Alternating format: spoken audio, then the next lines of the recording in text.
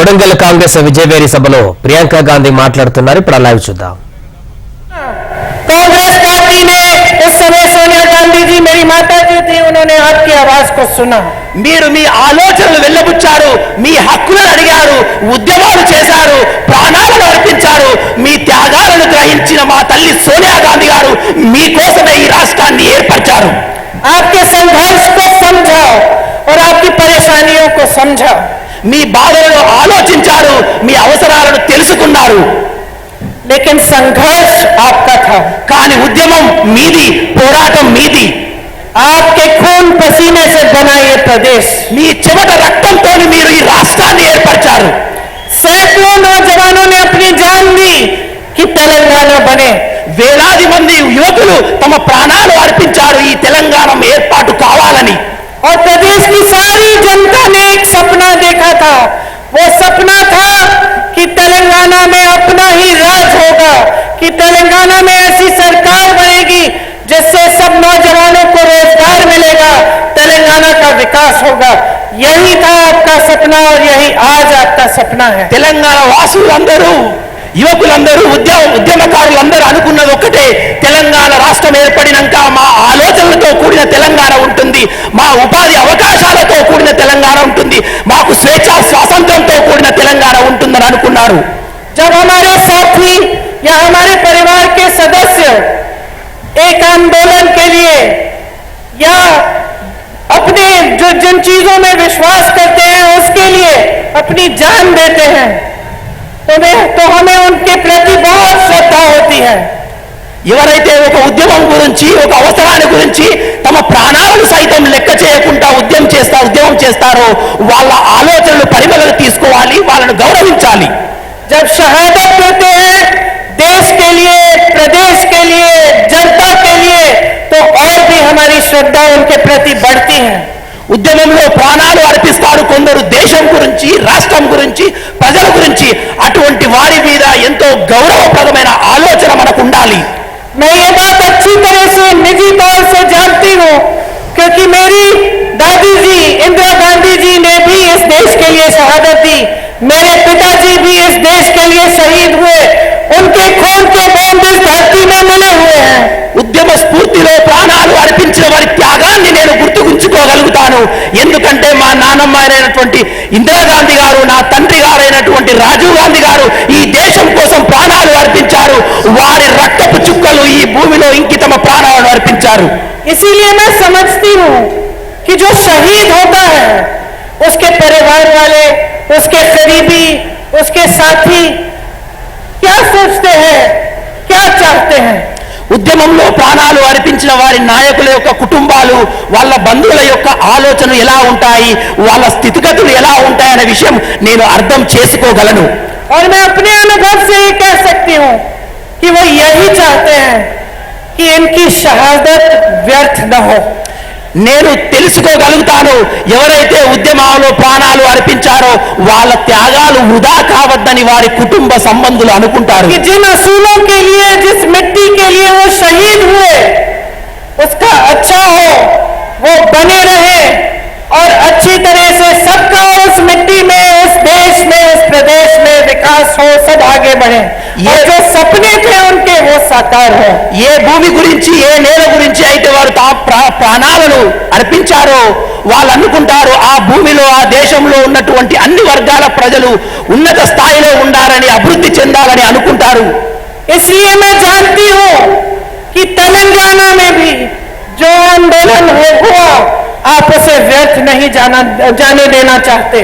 కాబట్టి నేను తప్పనిసరి మీ మీద నమ్మకం ఉంది, ఎవరైతే తెలంగాణ పోరాటంలో ప్రాణాలు వదిలేశారో వాళ్ళ ఉద్యమ స్ఫూర్తికి అనుగుణంగా, ఆశయాలకు అనుగుణంగా మీరు మెసులుకుంటారని.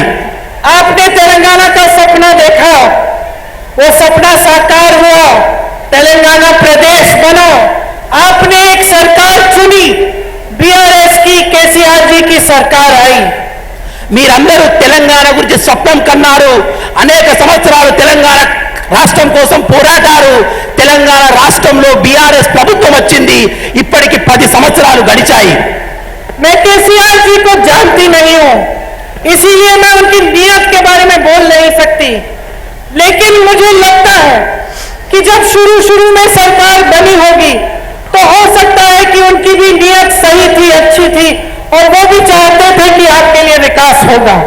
నాకు కేసీఆర్ గారి గురించి అంతగా పెద్ద విషయ పరిజ్ఞానం లేదు, వారి యొక్క నీతి జ్ఞానం గురించి నాకు ఆలోచన లేదు. కానీ మొదటిలో రాష్ట్రం ఏర్పడినప్పుడు వారు కూడా మీ గురించి ఏమైనా చేస్తారేమోనని నేను అనుకున్నాను. मैं केसीआर जी को जानती नहीं हूं, लेकिन उनके काम को जानती हूं।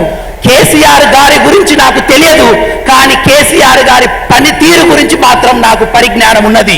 और जैसे आपने 10 सालों में इनके सरकार का काम देखा, उसी तरह से हम कांग्रेस के नेताओं ने भी उस काम को देखा।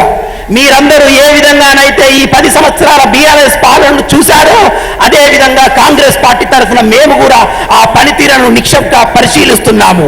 और जैसे जैसे समय आगे बढ़ता चला गया, हमें यही दिखा कि सत्ता मिल गई, पैसा मिल गया, भ्रष्टाचार फैलने लगा और जनता के जो सपने थे, जनता की उम्मीदें थी, जनता की आशाएं थी, उन्हें भूला गया।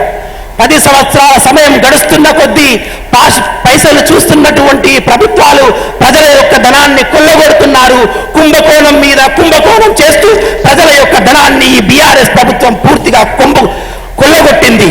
हम सब देख के चौंक गए कि केसीआर जी के परिवार के एक सदस्य को मंत्री का पद मिल रहा था, बड़े बड़े रोजगार मिल रहे थे, बड़े बड़े महल बन रहे थे, लेकिन जनता पीछे चली जा रही थी, गरीब और भी गरीब होते चला जा रहा है। మేము తెలంగాణ వికాసాన్ని పరిశీలించినప్పుడు రోజులు గడిచే కొద్దీ ప్రజల యొక్క ధనాన్ని కేసీఆర్ గారు దోచుకుంటానే ఉన్నారు. వాళ్ళ కుటుంబ సభ్యులకు పదవుల మీద పదవులు లభిస్తూనే ఉన్నాయి. వాళ్ళు పెద్ద పెద్ద రాజమహల్లు కట్టుకొని నివసిస్తున్నారు. కానీ తెలంగాణ ప్రజలు రోజు రోజుకు బీదలుగానే మారిపోతున్నారు. जहां नौजवानों को रोजगार मिलना चाहिए था, उनकी आशाएं बढ़नी चाहिए थी, इतना मजबूत आपका प्रदेश है, इतनी तकनीकी आपके पास सुविधाएं हैं, आप पढ़े लिखे हो, लेकिन हमने देखा कि नौजवानों को रोजगार नहीं मिल रहा है, तमाम नौजवान बेरोजगार हैं। తెలంగాణలో ఉన్నటువంటి యువకులందరూ ఎన్నో ఉద్యోగాలు వస్తాయని ఆశపడ్డారు. కానీ రోజులు గడిచే కొద్దీ ఏ ఒక్క యువకునికి కూడా ఎటువంటి ఉద్యోగం రాలేదు. బీదలు ఇంకా బీదలే, నిరుద్యోగులు ఇంకా నిరుద్యోగులుగానే మారిపోతున్నారు ఈ తెలంగాణలో. यहाँ के किसान परेशानियों से लगे हुए, महंगाई का सामना करने की कोशिश कर रहे, खेती से कमा नहीं पा रहे, सही दाम नहीं मिलता फसल का, सहायता नहीं मिलती, सरकार की कर्ज में डूब रहे, आत्महत्या करने लगे। ఇక్కడ ఉన్నటువంటి తెలంగాణ రైతులు రోజు రోజుకు అప్పుల ఊబిలో మునిగిపోతున్నారు. వాళ్ళ జీవితాల్లో ఆత్మహత్యలు పెరిగిపోతున్నాయి. వాళ్ళు కొనదలుచుకున్న వ్యవసాయ పనిముట్లు రోజు రోజుకు పిరవైపోతుంది. వ్యవసాయ కూలీలకు కూడా ఎటువంటి తెలంగాణ రాష్ట్రంలో ఆదరణ నోచుకోలేదు. 5 सालों में चुनाव आया, चुनाव के पहले कुछ ऐसी स्कीम ले आए जिससे फिर से वोट पा गए और फिर से इनकी सरकार बनी। 5 సంవత్సరాల తర్వాత మళ్ళొకసారి ఎన్నికలు వచ్చినాయి. యథావిధిగా ఎన్నికలకు పోయారు. మోసపూర వాగ్దానాలతో గెలిచి మళ్ళా ప్రభుత్వాన్ని ఏర్పాటు చేశారు. अब 10 साल बीत चुके हैं। मेरे भाइयों, मेरी बहनों, मुझे बताओ, आपको रोजगार दिया केसीआर जी ने? అక్క చెల్లెల్లారా, 10 సంవత్సరాలు గడిచిపోయింది. ఒక్కసారి నాకు చెప్పండి, ఈ తెలంగాణ రాష్ట్రంలో మీకేమైనా ఉద్యోగాలు వచ్చాయా? मेरे किसान भाइयों, आपकी सहायता की, आपके कर्ज माफ किए, आपको सही दाम दिया। రైతు సోదరులారా, నాకొక్క విషయం చెప్పండి, ఈ తెలంగాణ రాష్ట్రంలో మీకు అభివృద్ధి జరిగిందా? మీ అప్పులు తీర్చాయా? ప్రభుత్వం నుంచి మీకేమైనా తోడ్పాటు జరిగిందా? मेरी बहनों, देश में इतनी महंगाई है, बढ़ती चली जा रही है। कांग्रेस की सरकारों ने अपने प्रदेशों में महंगाई के राहत के कैंप लगाए। क्या आपको केसीआर जी ने महंगाई से राहत दी? అక్క చెల్లెల్లారా, నాకు ఒక విషయం చెప్పండి, తెలంగాణ రాష్ట్రంలో రోజు రోజుకు ధరలు పెరిగిపోతున్నాయి. ఎక్కడైతే కాంగ్రెస్ ప్రభుత్వం ఉందో అక్కడ ధరలు తగ్గించే ప్రయత్నం కాంగ్రెస్ పార్టీ చేస్తుంది. ఇక్కడ టీఆర్ఎస్ ఏమైనా అటువంటి ప్రయత్నం మీకోసం చేసిందా? आप पे जो अत्याचार हो रहे हैं, रोज रोज उनको रोका। మీ మీద జరుగుతున్నటువంటి అగాత్యాల పట్ల, అత్యాచారాల పట్ల ఏమైనా నిర్మూలన కార్యక్రమం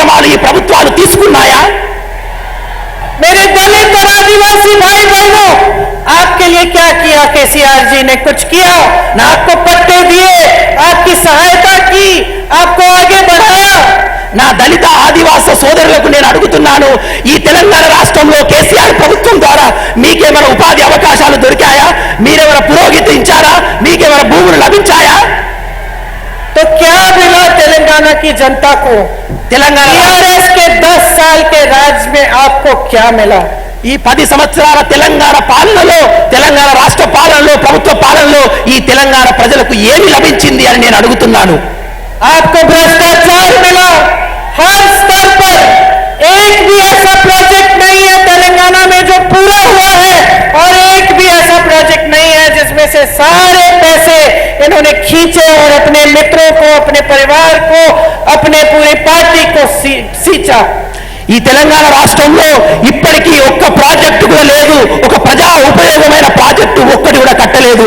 కట్టిన ప్రాజెక్టులన్నీ ధనాన్ని దోచుకొని తన కుటుంబ సభ్యులకు అప్పనంగా ప్రజల డబ్బును అప్పచెప్పే ప్రయత్నం మాత్రమే ఈ కేసీఆర్ గారు చేశారు. आपको छोटे से छोटे काम के लिए कमीशन देना पड़ता है। कहां जाता है वो कमीशन? మీకు చిన్న పని చేసుకోవాలన్నా మీ జేబుల నుండి ప్రభుత్వ అధికారులకు, ప్రభుత్వానికి కమిషన్లు ఇవ్వాల్సి ఉంటుంది. ఆ కమిషన్లన్నీ ఎక్కడికి పోతాయి? ये बीआरएस इतनी अमीर पार्टी है, इनके सारे नेताओं के बड़े बड़े महल हैं, खूब पैसे हैं। अब चुनाव है, पोल मैनेजमेंट में खर्चा होगा इनका, आप खुद देखेंगे।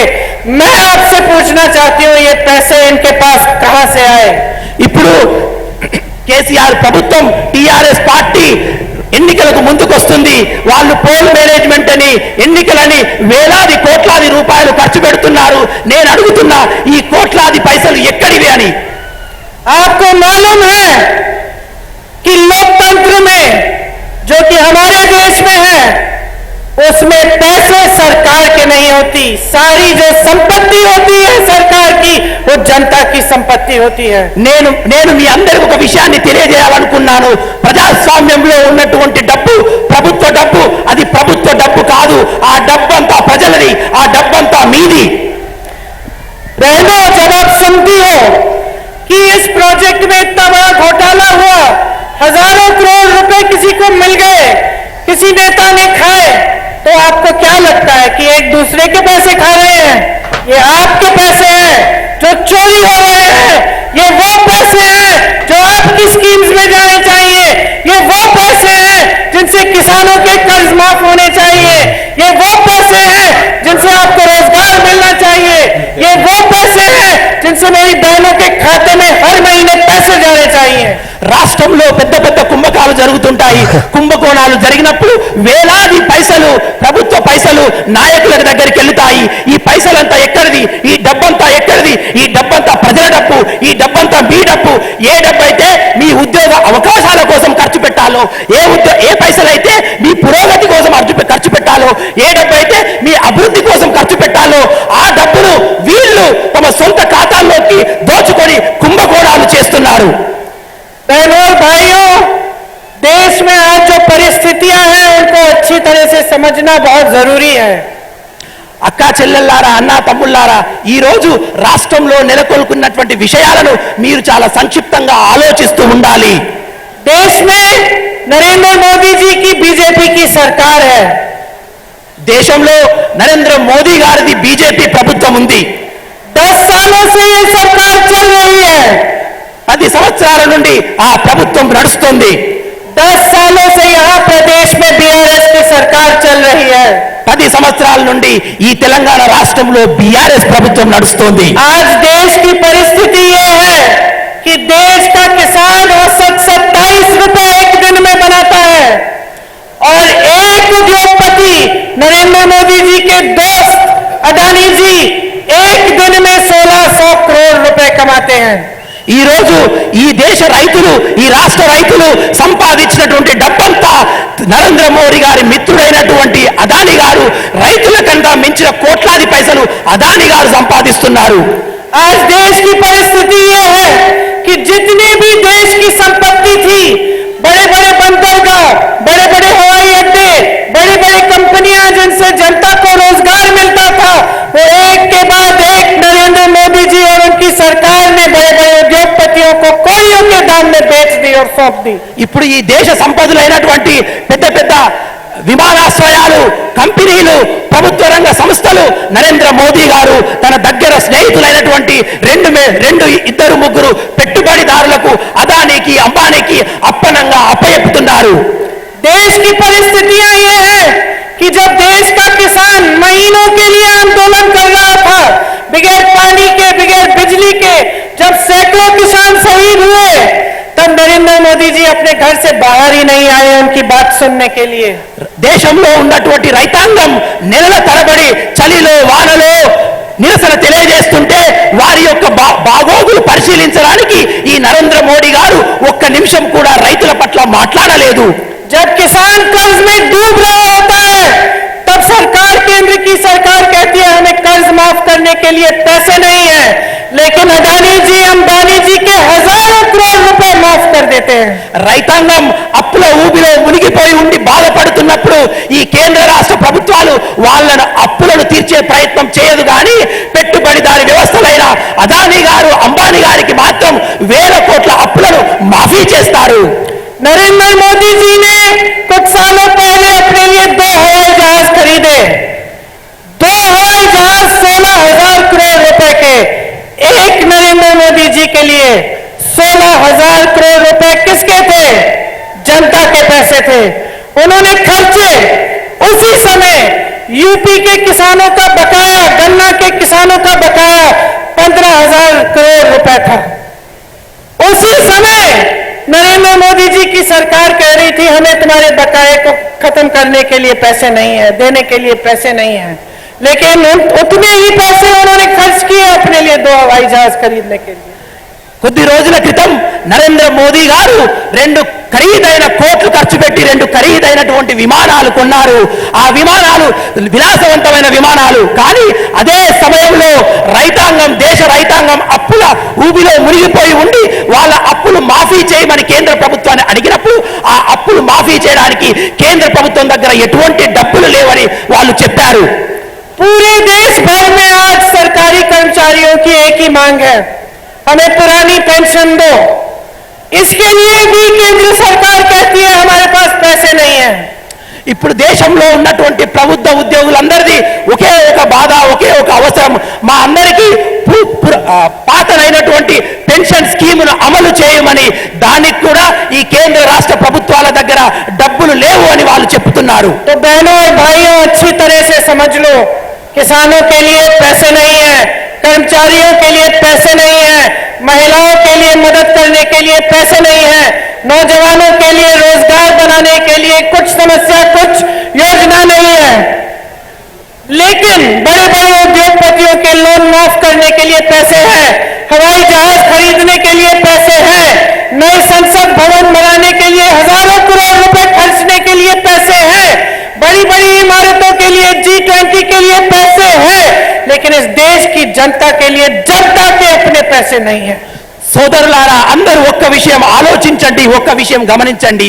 అప్పుల బాధలో ఉన్నటువంటి, కష్టాల్లో ఉన్నటువంటి రైతాంగం కోసం ఈరోజు కేంద్ర ప్రభుత్వం దగ్గర పైసలు లేవు.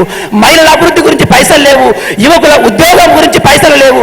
కానీ వాళ్ళు విలాసవంతమైన భవనాలు కట్టుకోవడానికి డబ్బులు ఉన్నాయి, పెద్ద పెద్ద హెలికాప్టర్లు కొనేందుకు పైసలు ఉన్నాయి, పెద్ద పెద్ద విలాసవంతమైన జీవితం గడపడానికి పైసలు ఉన్నాయి. వాళ్ళ దోస్తులైనటువంటి అదాని, అంబానీ యొక్క అప్పులు తీర్చడానికి పైసలున్నాయి. కానీ ఈ దేశ ప్రజానికానికి తీర్చడానికి ఎటువంటి పైసలు లేవు. भाइयों और बहनों, देश में जो केंद्र सरकार चल रही है सिर्फ अपने लिए सत्ता बनाने के लिए और अपने लिए भ्रष्टाचार करने के लिए और पैसे बटोरने के लिए है। आज भाजपा देश नहीं दुनिया की सबसे अमीर पार्टी है बीजेपी। ప్రజలారా, ఈ రోజు మీ దగ్గర ఉన్నటువంటి డబ్బులన్నీ మీ దగ్గర లాక్కొని ఈ బీజేపీ ప్రభుత్వం కూడబెట్టుకునే ప్రయత్నం చేస్తుంది. అందరూ ఒక విషయం గమనించండి, ప్రపంచంలో ఉన్నటువంటి అన్ని పార్టీల కన్నా ఈ బీజేపీ పార్టీ అనేది అతిపెద్ద కుంభకోణాలు చేసే పార్టీగా చరిత్రలో మిగిలిపోయింది. ये सारे आपके पैसे हैं बहनों और भाइयों, ఈ పైసలన్నీ మీవి, ఈ డబ్బంతా మీది. तेलंगाना की सबसे अमीर पार्टी कौन सी है बताओ मुझे। తెలంగాణలో ఎటువంటి అత్యంత ధనవంతమైన రాజకీయ పార్టీ ఏదో చెప్పండి సోదరులారా. बीआरएस। బీఆర్ఎస్. ये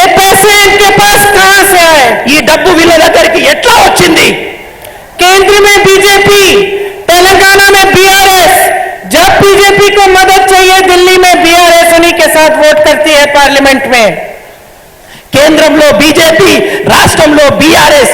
ఎప్పుడైతే కేంద్రంలో ఉన్నటువంటి బీజేపీకి మద్దతు అవసరం ఉంటుందో అప్పుడు రాష్ట్రంలో ఉన్నటువంటి బీఆర్ఎస్ పార్టీ పార్లమెంట్ లో బీజేపీకి సహాయం చేస్తుంది. और जब बीआरएस को यहाँ पे मदद चाहिए होती है तो बीजेपी आके उसकी मदद करती है। ఎప్పుడైతే రాష్ట్రంలో బీఆర్ఎస్ పార్టీకి అవసరం ఉంటుందో అప్పుడు కేంద్రం నుండి బీజేపీ ఇక్కడ వీళ్లకు అవసరాన్ని తీరుస్తుంది. आपने 10 सालों से अपने प्रदेश में एक आलसी, निकम्मी और एक ऐसी सरकार देखी है जिसका सिर्फ नाम भ्रष्टाचार से बना है। 10 సంవత్సరాలుగా ఈ రాష్ట్రంలో మీరు కేవలం కుంభకోణాలతో చూసినటువంటి నిజాయితీగా లేనటువంటి ప్రభుత్వాన్ని చూశారు. వాళ్ళు కేవల లక్ష్యం ఈ రాష్ట్రంలో కుంభకోణాలు, ప్రజాధనాన్ని దోచుకోవడం మాత్రమే. पूरे देश के इतिहास में ये पहली बार होगा कि एक मुख्यमंत्री अपने फार्म हाउस से सरकार चला रहा है। చరిత్రలో మొత్తం యావత్ భారతదేశంలో చరిత్ర ఒకే ఒక ముఖ్యమంత్రి ప్రభుత్వాన్ని ఫామ్ హౌస్ నుండి నడిపే ముఖ్యమంత్రి ఈ రాష్ట్ర ముఖ్యమంత్రి. और इनकी सरकार land mafia, sand mafia, wine mafia, mine mafia को संरक्षण दे रही है। అదే విధంగా ఈ ప్రభుత్వం మొత్తం కుంభకోణాలు, మట్టిలో కుంభకోణం, ఇసుకలో కుంభకోణం, నీటిలో కుంభకోణం, లిక్కర్లో కుంభకోణం, అన్నిట్లో కుంభకోణాల మీద కుంభకోణాలు చేస్తుంది. धरनी पोर्टल जैसी स्कीम लाते हैं जिसमें आप फॉर्म भरते हैं, आपकी जमीनें जब्त हो जाती हैं। ధరణి పోర్టల్ లాంటి భూమికి సంబంధించి ఒక పోర్టల్ తెస్తారు. మీరు ఎప్పుడైతే ఫామ్ నింపగానే మీ భూమి భయమైపోతుంది. प्रदेश शराब में डूब रहा है। ఈ రాష్ట్రం మద్యం మత్తులో ప్రజల్ని ముంచేసింది ఈ ప్రభుత్వం. किसान कर्ज में डूब रहा है। రైతులు అప్పుల పాలైపోయారు. नौजवान की कोई उम्मीद नहीं है, कोई भविष्य नहीं दिख रहा है, अंधकार दिख रहा है उसको। యువకులకు ఎటువంటి ఉపాధి అవకాశాలు లేవు. ఎటు చూసిన వాళ్ళ జీవితం, వాళ్ళ భవిష్యత్తు అగమ్య గోచరం, చీకటిమయం. तोराला तेलंगाना मजबूत हो रहा है దొరల తెలంగాణ రోజు రోజుకు ఈ రాష్ట్రంలో బలపడుతుంది. और यहाँ की రైతు और प्रजा कमजोर हो रही है। రోజు రోజుకి ఇక్కడ ఉన్న రైతులు, ప్రజలు బలహీనపడుతున్నారు. एक ऐसी सरकार बनाओ, बदलाव लाओ। ये तुम्हारा प्रदेश है, ये तुम्हारा प्रदेश है, तुम्हारे लिए मैं ये कह रही हूं। ఒక ప్రభుత్వాన్ని తీసుకురండి. ఏ ప్రభుత్వం అయితే మీ గురించి ఆలోచిస్తుందో, మీ గురించి పాటుపడుతుందో, నేను మీతోనే మాట్లాడుతున్నాను. మీ గురించి ఆలోచించే ప్రభుత్వాన్ని ఈ రాష్ట్రంలో నెలకొల్పండి. आपके प्रदेश में जो राजनीति चल रही है वो आलस की राजनीति है। वो आपके लिए काम नहीं कर रहे हैं, वो समझ नहीं रहे हैं कि सत्ता आपने दी है। ఈ రాష్ట్రంలో నడుస్తున్నటువంటి ప్రభుత్వం మీ గురించి ఆలోచించే ప్రభుత్వం కాదు, మీ గురించి నడిచే ప్రభుత్వం కాదు, మీ గురించి పాటుపడే ప్రభుత్వం కాదు. మీ ద్వారా ఈ ప్రభుత్వం ఏర్పడిన విషయాన్నే వాళ్ళు మర్చిపోయారు. रेवंत जी मंच पे खड़े हैं, मैं मंच पे खड़ी हूं। రేవంత్ రెడ్డి గారు వేదికపై నిలబడ్డారు, నేను వేదికపై నిలబడ్డాను. आप इतनी बड़ी तादाद में यहाँ आए हैं, हम आपके प्रति अपनी जिम्मेदारी समझते हैं। మీరు వేల సంఖ్యలో ఇక్కడికి విచ్చేశారు. మీ యొక్క ప్రతి ఒక్క అవసరాన్ని మేము తెలుసుకుంటాము, గమనిస్తున్నాము. हमारा और कोई धर्म नहीं है, हमारा धर्म आपकी सेवा है। మాకు వేరే ధర్మం లేదు. మాకు తెలిసిన ధర్మం కేవలం మీకు సేవ చేయడమే. ये सबसे पहला, सबसे बड़ा धर्म होना चाहिए नेता का। ఒక నాయకుడికి ఇదే అత్యుత్తమైన ధర్మంగా, ఇదే పెద్ద లక్ష్యంగా, మీకు చేసి సేవ చేసే అవకాశమే ధర్మంగా కలిగి ఉండాలి. लेकिन बीआरएस के नेता भूल चुके हैं ये धर्म। కానీ బీఆర్ఎస్ నాయకులు ఈ ధర్మాన్ని మర్చిపోయారు. उनको लगता है कि कुछ भी करें, वोट आपसे मिलेगा, सत्ता में रहेंगे, कमाएंगे, अपने महल बनाएंगे और वही आगे बढ़ते चले जाएंगे और तेलंगाना की सारी जनता पीछे रह जाएगी। వాళ్ళు అనుకుంటున్నారు ఎన్నికలు వస్తాయి, డబ్బులు ఖర్చు పెడతాము, పైసలు సంపాదిస్తాము, ఓట్ల కోసం పోతాము, మేము ముందుకెళ్తాము, ఇల్లు కట్టుకుంటాము, బంగ్లాలు కట్టుకుంటాము. కానీ ఈ రాష్ట్ర ప్రజలు రోజు రోజుకు వెనుకకు పోతూనే ఉంటారని. आपकी परवाह नहीं है बहनों और भाई। మీ గురించి వారికి చింత లేదు. इंदिरा गांधी जी बोलती थी कि जनता से बड़ा कुछ नहीं होता और जनता में सबसे ज्यादा विवेक होता है, सब समझती है जनता। ఇందిరాగాంధీ గారు అనేవారు, ప్రజలే ప్రజాస్వామ్యంలో పెద్దవారు, ప్రజల యొక్క వివేకం ఉంటుంది, ప్రజలు ఎప్పటికప్పుడు అన్ని గమనిస్తూనే ఉంటారని. గాంధీ గారు అనేవారు. मुझे इस बात में पूरा विश्वास है. ఇందిరాగాంధీ గారి మాట మీద నాకు పూర్తి నమ్మకం ఉంది. मैं जानती हूँ कि आप सब कुछ समझ रहे हैं.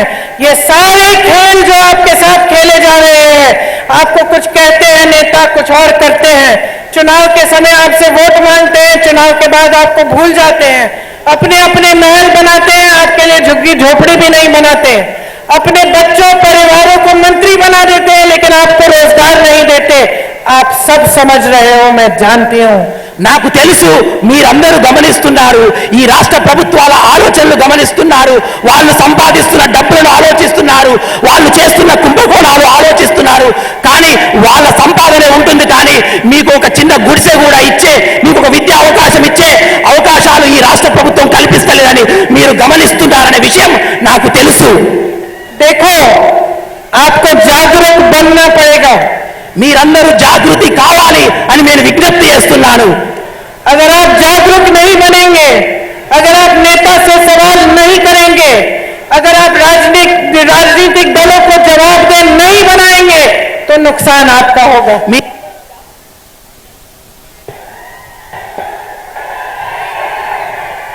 टेक दिस, कम हियर, इधर आ जाओ. మీరందరూ జాగృతులు కాండి, మీరందరూ జాగృతులు కావాలని విజ్ఞప్తి చేస్తున్నాను. ఏమి జరుగుతుందో తెలుసుకోండి, ఏమి చేయాలో ఆలోచించండి. మీరు ఎప్పటికప్పటి విషయాలు ఆలోచిస్తున్నారనే విషయం నాకు తెలుసు. नेता को समझाना बहुत जरूरी है. बहनों और भाइयों, अगर नेता आपके लिए काम नहीं कर रहा है, किसी भी पार्टी का नेता हो, चाहे कल को कांग्रेस पार्टी का नेता ना हो, उन्हें सही रास्ता दिखाना जनता का काम होता है. నాయకులను ఎప్పుడప్పుడు పరిశీలించవలసిన అవసరం ప్రజలకుంది. నాయకులను ప్రశ్నించే అవసరం ప్రజలకుంది. రేపు మేము ప్రభుత్వంలోకి వచ్చాక కూడా మా నాయకులు కూడా ఒకవేళ పని చేయకుంటే अपने बच्चों के प्रति और उनके भविष्य के प्रति आपकी सबसे बड़ी जिम्मेदारी है. ఇది మీ బాధ్యత. ఎందుకు నాయకులను ప్రశ్నించాలంటే మీ భవిష్యత్తు కోసం, మీ పిల్లల భవిష్యత్తు కోసం, మీ భావి తరాల భవిష్యత్తు కోసం మీరు నాయకులను ప్రశ్నిస్తూ ఉండాలి. इस जिम्मेदारी को गहराई से समझो. ఈ బాధ్యతను క్షుణ్ణంగా ఆలోచించండి. अपना वोट कभी व्यर्थ मत करो. మీ ఓటును వ్యర్థం చేయకండి. इसी वोट में आपके 5 सालों का भविष्य बंधा हुआ है. మీరు వేసే ఓటులో మీ 5 సంవత్సరాల భవిష్యత్తు నిక్షిప్తమై ఉంది. आज मैं आपके सामने खड़ी होकर जो हमारी घोषणाएं हैं वो करने जा रही हूं. मैं आपको अपनी गारंटी बताने जा रही हूं. ఈ రోజు నేను మీ ముందర నిలబడి ఉన్నాను. మేము చేయబోయే పనులు గ్యారెంటీలుగా మీకు వివరించబోతున్నాను. और मैं जानती हूं कि क्योंकि मैं इंदिरा जी की पोती हूं और सोनिया जी की बेटी हूं, आप मेरी बातों को वजन देते हैं. నాకు తెలుసు మీరు నా మాట నమ్ముతారని. నేను ఇందిరా గాంధీ గారి మనవరాలను, సోనియా గాంధీ గారి కూతురును. నా మాట పట్ల మీరు నమ్మకం ఉంచుతారని నాకు తెలుసు. आप जानते नहीं कि मेरे दिल में इसका क्या मतलब है, कि मैं अपनी जिम्मेदारी का कितना एहसास करती हूं. मुझे महसूस होता है कि अगर मैं यहाँ खड़े होकर आपको झूठा वादा करूं तो उनके साथ भी गलत कर रही हूं और आपके साथ भी गलत कर रही हूं. నేను మీ ముందు నిలబడి ఒకవేళ ఏదైనా అబద్ధం చెప్తే నాకు తెలుసు నిజమే చెప్పాలని. ఎందుకంటే ఏదైనా అబద్ధం చెప్తే నా మనస్సాక్షి నాకు చెప్తుంది నేను ప్రజలతో మోసం చేస్తున్నానని. मुझे सिखाया गया है कि राजनीति का मतलब है सच्चाई, जनता की सेवा और जनता के प्रति समर्पित रहना. నేను ఏమి నేర్చుకున్నానంటే ప్రజాస్వామ్యం అంటే ప్రజలు, రాజకీయం అంటే ప్రజల యొక్క అవసరాలు తీర్చడం, వాళ్ళ తోడుగా నిలబడమే ప్రజాస్వామ్యం, రాజకీయం అని నేను నేర్చుకున్నాను. और मैं फिर भी आपसे कहती हूं कि जो बातें मैं आपके सामने कर रही हूं वो सिर्फ क्योंकि मैं कह रही हूं उनको मत मानो. अपने आप पता करो. जब मैं कहती हूं कि हमारी गारंटी है कि हम महिलाओं के खाते में 2500 रुपए हर महीने डालेंगे, जब मैं ये कहती हूं तो पता करो कि कर्नाटका में कांग्रेस ने ये गारंटी दी थी.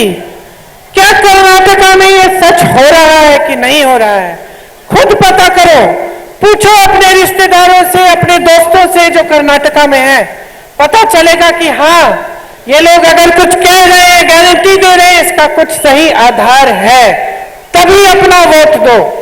నేను చెప్పింది ఒక్కసారి ఆలోచించండి, ఊరికినే నమ్మద్దు, వివేకంతో ఆలోచించండి. ఇప్పుడు నేను చెప్తాను, కాంగ్రెస్ ప్రభుత్వం ఏర్పడ్డాక ప్రతి మహిళకు 2500 రూపాయలు ఇస్తా అనగానే మీరు నమ్మండి. ఎందుకంటే కర్ణాటక రాష్ట్రంలో మేము ఇస్తున్నాము. ఒక్కసారి తెలుసుకోండి, కర్ణాటకలో కాంగ్రెస్ పనితీరు ఎలా ఉందో తెలుసుకొని మరి ఈ రాష్ట్రంలో కాంగ్రెస్ పార్టీకి ఓటు వేయండి. तो मैं आपको कांग्रेस की 6 गारंटी बताने जा रही हूं और साथ साथ मैं आपको बताऊंगी कि ये गारंटी किस आधार पे हम दे रहे हैं और किस किस प्रदेशों में हमने पूरी की है। ఇప్పుడు కాంగ్రెస్ పార్టీ చేయబోయే 6 గ్యారెంటీల గురించి మీకు చెప్పబోతున్నాను. ఏ విషయాల పట్ల ఈ 6 గ్యారెంటీల నిర్ణయాలు మేము తీసుకున్నామనే విషయాన్ని కూడా మీకు వివరిస్తాను. ఏ రాష్ట్రంలో ఏ విధంగా ఈ పనితీరు నడుస్తుందనే విషయాన్ని కూడా మీకు వివరిస్తాను. पहली गारंटी, महालक्ष्मी योजना। महिलाओं को प्रतिमाह 2500 रुपए उनके खाते में दिए जाएंगे। गैस सिलेंडर 500 रुपए का मिलेगा और बस की यात्रा फ्री में पूरे तेलंगाना में मेरी बहनें करेंगी। మహాలక్ష్మి అనే పథకం ద్వారా 2500 రూపాయలు ప్రతి మహిళకు నెలసరిగా ఇస్తాము. 500 రూపాయలకే మీకు గ్యాస్ సిలిండర్ అందజేయబోతున్నాము. అంతేకాకుండా నా అక్క చెల్లెలకు ఈ రాష్ట్రంలో ప్రతి ఆర్టీసీ బస్సులో ఉచిత బస్సు ప్రయాణ సౌకర్యాన్ని కలిగించబోతున్నాము. कर्नाटका में मेरी बहनों फ्री बस यात्राएं कर रही है। कर्नाटका की बहनें जब से कांग्रेस की सरकार आई, पहले मंत्रिमंडल की मीटिंग हुई, उसमें तय किया गया और तब से ही मेरी बहनों के खाते में पैसे आ रहे हैं। కర్ణాటక రాష్ట్రంలో ఎప్పుడైతే ప్రభుత్వం ఏర్పడిందో ఆ రోజు నుంచే మీలాగే అక్కడ కూడా మేము పైసలు జమ చేస్తున్నాము. మొదటి రోజే అక్కడ ఉన్నటువంటి మహిళల ఖాతాలలో డబ్బులు వేస్తున్నాము. అదే విధంగా కర్ణాటక రాష్ట్రంలో ఉన్నటువంటి నా అక్కా చెల్లెళ్ళు ఉచితంగా బస్సు ప్రయాణం చేస్తున్నారు. दूसरी गारंटी, रायतु भरोसा। रायतु भरोसे में किसानों को 15,000 रुपए प्रति एकड़ सालाना दिया जाएगा और खेत मजदूरों को 12,000 रुपए। రైతు భరోసా అనే పథకం ద్వారా ఏటా రైతులకు 15,000 రూపాయలు ఎకరానికి చెల్లించబోతున్నాము. అదే విధంగా రైతు కూలీలకు 12,000 రూపాయలు చెల్లించబోతున్నాము. धान पर 500 रुपए प्रति क्विंटल आपको बोनस मिलेगा और 2 लाख तक फसल लोन माफ होंगे जहां जहां जरूरत होगी। అదే విధంగా ధాన్యం మీద 500 రూపాయలు బోనస్ గా ఇవ్వడమే కాకుండా రైతులు పట్టినటువంటి అప్పులలో 2 లక్షల రూపాయల అప్పులను ప్రభుత్వం తీర్చబోతుంది. छत्तीसगढ़ में धान का सबसे ज्यादा एमएसपी कांग्रेस की सरकार ने किसानों को दिया और छत्तीसगढ़ और राजस्थान दोनों में किसानों के कर्ज माफ किए। ఛత్తీస్గఢ్ లో రైతులకు అత్యధికంగా కనీస మద్దతు ధర కాంగ్రెస్ పార్టీ ఇస్తుంది. అదే విధంగా ఛత్తీస్గఢ్ లో రాజస్థాన్ లో కూడా రైతుల యొక్క అప్పులను కాంగ్రెస్ ప్రభుత్వం తీర్చేసింది. तीसरी गारंटी, गृह ज्योति योजना। इसमें 200 यूनिट बिजली आपको फ्री मिलेगी और 24 घंटे बिजली आपको मिलेगी। గృహజ్యోతి అనే పథకం ద్వారా ప్రతి ఇంటికి 200 యూనిట్ల కరెంటును ఉచితంగా ఇస్తున్నాము. అంతేకాకుండా నాణ్యమైన 24 గంటల కరెంటును కూడా సరఫరా చేయబోతున్నాము. चौथी गारंटी, इंद्रम्मा इंक्लू स्कीम। इसमें जब आप घर बनाना चाहेंगे तो आपको घर के लिए जमीन फ्री में मिलेगी और 5 लाख रुपए घर को बनाने के लिए मिलेंगे। ఇందిరమ్మ ఇల్లు ద్వారా ప్రతి ఒక్కరికి 5 లక్షల రూపాయలు ఇల్లు కట్టుకోవడంతో పాటుగా స్థలాన్ని కూడా ఇవ్వబోతున్నాము. राज्य आरोग्य श्री योजना 5वीं गारंटी। इसमें 10 लाख तक आपको हेल्थ इंश्योरेंस मिलेगा। राजस्थान और छत्तीसगढ़ में 10 से 25 लाख तक फ्री में इलाज हुआ है। అదే విధంగా రాజీవ్ ఆరోగ్యశ్రీ అనే పథకం ద్వారా 10 లక్షల రూపాయల వరకు మీకు ఉచిత వైద్య సదుపాయాన్ని కలిగించబోతున్నాము. कांग्रेस की सरकार में राजस्थान और छत्तीसगढ़ में हार्ट की सर्जरी, बड़ी बड़ी कैंसर का इलाज, ये सब बगैर एक पैसे दिए हो रहा है. రాజస్థాన్ రాష్ట్రంలో పెద్ద పెద్ద ఆపరేషన్లు కూడా ఉచితంగా చేయించి వాళ్ళ వైద్య ఖర్చులు కూడా కాంగ్రెస్ ప్రభుత్వమే భరిస్తుంది. राजस्थान में हमने 2 लाख रोजगार दिए, तेलंगाना में भी हम 2 लाख रोजगार देंगे। రాజస్థాన్ రాష్ట్రంలో 2 లక్షల ఉద్యోగాలు మేము ఇచ్చాము. అదేవిధంగా తెలంగాణలో కూడా ప్రభుత్వం ఏర్పడిన వెంటనే 2 లక్షల ఉద్యోగాలు ఇవ్వబోతున్నాము. छत्तीसगढ़ में हर जिले में इंग्लिश मीडियम स्कूल बनवाया, राजस्थान के गांव गांव में इंटरनेशनल लेवल के स्कूल खुलवाए हैं। यहाँ तेलंगाना में हर जिले में हम इंटरनेशनल लेवल के स्कूल खुलवाएंगे। ఛత్తీస్గఢ్ రాజస్థాన్ రాష్ట్రంలో కూడా ఇంటర్నేషనల్ స్కూళ్లను మేము ఏర్పాటు చేశాము. రాబోయే తెలంగాణ రాష్ట్ర ప్రభుత్వంలో కూడా మేము ప్రతి జిల్లాలో ఇంటర్నేషనల్ స్కూళ్లు ఏర్పాటు చేస్తాము. और नौजवानों के लिए एक विद्या भरोसा कार्ड आएगा, जिससे 5 लाख रुपए तक उनको ब्याज मुक्त फ्री लोन मिल सकेगा शिक्षा के लिए। అదేవిధంగా విద్యా భరోసా అనే స్కీమ్ ద్వారా ఇక్కడ ఉన్నటువంటి యువకుల యొక్క విద్యాభ్యాసం గురించి 5 లక్షల రూపాయల సహాయం కూడా ప్రభుత్వం చేయబోతుంది. तो आप मुझे बताओ, बीआरएस के और 5 साल चाहिए कि कांग्रेस की एक अच्छी सरकार चाहिए जो आपके लिए काम करेगी? ఇప్పుడు చెప్పండి మిత్రులారా, టిఆర్ఎస్ యొక్క బీఆర్ఎస్ యొక్క మళ్ళొక 5 సంవత్సరాల పాలన కావాలా, కాంగ్రెస్ ప్రభుత్వం కావాలా? फार्म हाउस की सरकार चाहिए या प्रजापालना भवन की सरकार चाहिए? ఫామ్ హౌస్ సర్కార్ ప్రభుత్వం, ఫామ్ హౌస్ సర్కార్ కావాలా, ప్రజల పాలన మీకు కావాలా? आपको प्रजाला तेलंगाना चाहिए कि नहीं? మీకు ప్రజల తెలంగాణ కావాలా వద్దా? मेरे साथ बोलो, మార్పు కావాలి, కాంగ్రెస్ రావాలి. నాతో అనండి, మార్పు కావాలి, కాంగ్రెస్ రావాలి. మార్పు కావాలి, కాంగ్రెస్ రావాలి. बदलाव लाओ, रेवंत जी को भारी से भारी बहुमत से जिताओ, మార్పు తీసుకురండి, రేవంత్ अपनी రెడ్డి గారిని सरकार बनाओ, तेलंगाना का एक एक सपना साकार करो. తెలంగాణలో కాంగ్రెస్ ప్రభుత్వాన్ని ఏర్పాటు చేసి మీ స్వప్నాల సాకారం చేసుకోండి. రేవంత్ రెడ్డి గారిని అత్యధిక మెజారిటీతో గెలిపించండి. और मेरे साथ जोर से बोलो, जय बोलो तेलंगाना, జై బోలో తెలంగాణ, जय बोलो तेलंगाना, जय बोलो तेलंगाना. जय हिंद, धन्यवाद. ఇప్పుడు మన పిసిసి అధ్యక్షులు రేవంత్ రెడ్డి గారు మాట్లాడాల్సిందిగా కోరుతున్నాను.